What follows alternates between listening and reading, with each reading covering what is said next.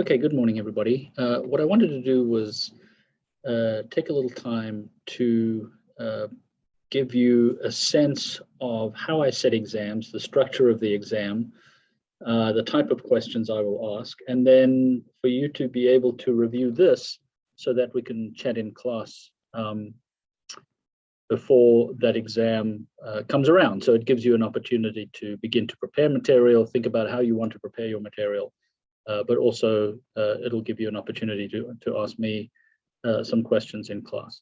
So the structure of my exam number one, because these classes are so large, are going to be multiple choice on physical scantrons, which I will provide.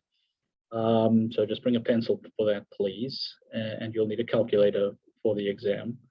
And that exam will be, again, 50 questions, and each question will be worth 2 points. So it'll be out of 100, pretty traditional stuff. When I set an exam, I realize, of course, that there's a lot of material, right? And that my goal in setting an exam is to get you to think rather than just to rely on memory. So yeah, as I've mentioned before in class, certain facts are important. So for example, I expect you to know what the population of the world is. I expect you to know how much oil the US consumes, right? But there are a lot of statistics and details in this book. And my goal is never to just go into the book and pull out data and statistics and information that we haven't covered in class. The book is really there to augment and back up and help in your understanding of these issues and context. When it comes to setting about multiple choice questions, I try as best as I can to not set ambiguous questions, and certainly not in terms of the way in which you can select from your answers, right? So there's always an answer that is correct. And when it comes to giving you data, there's always an answer that is by far and away correct in terms of, for example, if I was to ask you what the population of the United States is, let's say it's 330 million, that choice will never be from 329 to 333, right? That's too specific. I'll give you big enough gaps that you'll be able to answer that. And I never set multiple choices where it's, A, B, but not C, possibly D, or none of the above. There's a correct answer, and you should be able to get that, right? So it's multiple choice. There are several graphs to interpret, graphs that you've seen, some very simple calculations as it relates to population. And just so you know, there's a table of data that you've never seen before. I'm going to give you a table of data that includes some demographic statistics like GDP and infant mortality and birth rates and death rates and TFRs from four countries, and ask you some questions on that, ask you to apply that. Don't panic. If you understand the concepts, you should be good. Okay, so the types of questions that I set basically fall into these four categories. There are knowledge-based questions, right? The recall of information, specific dates, events, directions, important people, and so on, right? So again, I expect you to know who John Muir was and what his central philosophy was. There's comprehension type questions, which is how to interpret information. There's application, right? Using information to solve problems.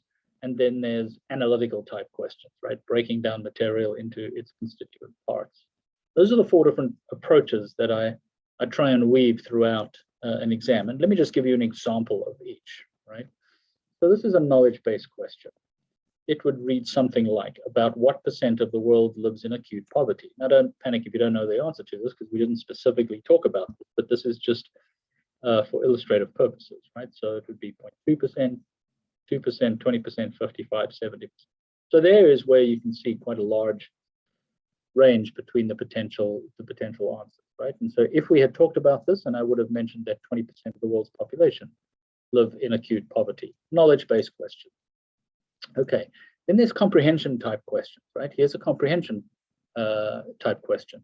Utilitarian conservationists tend to believe that resources should be saved because they are important, A, as a home for wildlife, B, in the conservation of aesthetic values, C, to our understanding of the biosphere, D, for a strong economic system, and E, and used by all living things. So it's comprehension because you have to understand what utilitarian conservationism is, right? So that's pragmatic conservationism that Gifford Pinchot and President Roosevelt subscribed to. So pragmatic conservation, using resources for the people here and now, right? Wood, lumber, in other words, for a strong economic system, to begin to build our economic system and to use our resources for the greater good. Right, there's analysis type questions, analytical ones. Here's an analysis type question, right? The doubling time for the following curve is A, constant, B, unpredictable, C, continually increasing, D, continually decreasing, E, none of the above. Please read these questions quite carefully when I give you an analytical question. So here you see a graph which is population over time, and the population is decreasing over time, right? So that population is shrinking over time, which means it is taking longer and longer and longer for that population to double over time. So the doubling time is increasing. Even though the slope is down, it's the doubling time because remember, you're dividing 70 by the rate of natural increase. And then finally, there's application type questions, right? Applying the rule of 70, for example, if the world growth rate was 10%, the population would double every 2, 7, 25, 55, or 125 years. It's just 70 divided by 10, or remember 0.7 divided by 0.1 if you're expressing the percentage as a decimal, right? So that would be 7. So those are the types of questions that I set. So you must make sure that you understand and comprehend the concepts and the material, right? And if you can do that, if you can articulate that, you should be, you should be absolutely fine. All right. So that's a little bit on the type of exams and at least how I structure my exams. Let me go in and share something else. This is what I'm going to be posting online this week. And this is the study guide. I'm going to post this under review, under content. So the study guide, the way in which I set study guides, again, I've mentioned this in class, this is not a line by line. If you know these 67 points, you should be good because everything is going to come from these 67 points, right? These are the key things that I expect you to be able to do, right? I expect you to be able to explain the key environmental views, right? The people we talked about in class, Muir and Roosevelt, for example, right? What is pragmatic utilitarian resource conservation versus nature preservation? What do we mean by the terms Anthropocene and Great Acceleration, right? What is the basic premise of the scientific method? How does it work? What is a law, a hypothesis, theory? What is the rate of natural increase and the doubling time? And how do we calculate and apply them? And so on, right? So if you can go through this and tick this off and say, yeah, I understand the age structure diagrams and what they mean. I can explain the human dependency on land, right? So that's population growing at the expense of per capita per area. I know what an economic reserve versus an economic resource is, okay? I know what an unconventional versus a conventional reservoir is. If you can go through this and you understand what these concepts are and you can apply them, you should be absolutely fine. At the bottom here, what I've done is I've just added my sense of the key diagrams, right? So from the chapter, those are the key diagrams. They're not the only important diagrams, but if you can go through those and understand and explain those, you should be pretty good.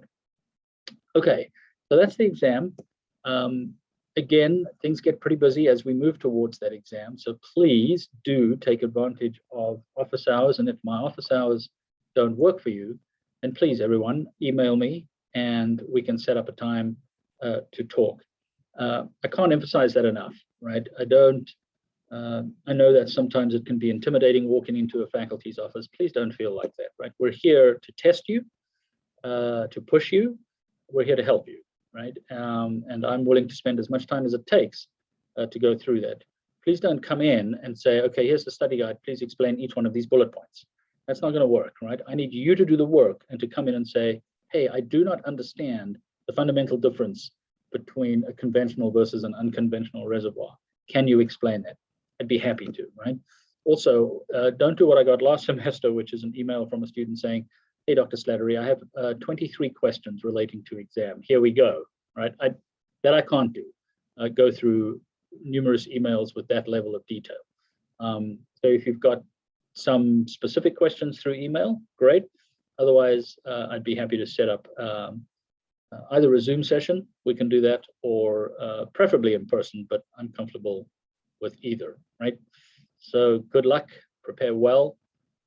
We'll see you one more time before you take your exams next week.